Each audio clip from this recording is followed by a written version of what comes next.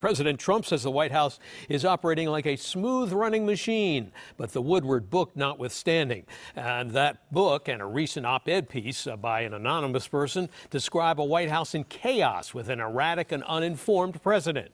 And tonight, both sides are firing away on all cylinders. Even at a time when more good economic news just keeps on coming, the White House continues to turn up its attack on a new book coming out about what's going on in the West Wing and a recent anonymous New York Times op-ed piece highly critical of the president. It's frankly, I think, sad and pathetic that a gutless anonymous source could receive so much attention. The White House press secretary attacking the credibility of the Bob Woodward book, which will be available for purchase on Tuesday.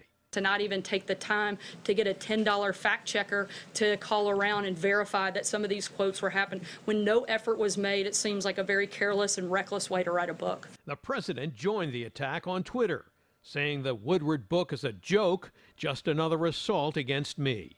And with Vice President Mike Pence offering now to take a lie detector test to prove he did not write the critical New York Times op-ed piece on President Trump, Sanders responded the White House is not giving such tests. No lie detectors are being used or talked about or looked at as a possibility.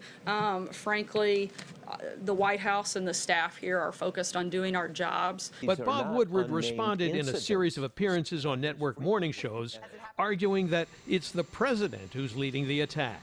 There's a war on truth by him, and he says, oh, these are unnamed sources, but these are not unnamed incidents, specific people on specific dates. The book focuses on depicting a dysfunctional administration.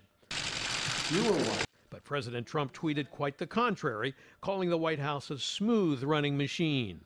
But on CBS this weekend, Woodward insisted that's certainly not what he found. You look at the operation of this White House, and you have to say, let's hope to God we don't have a crisis. Now, also tonight, a new CNN poll has some good news and some not so good news for the president.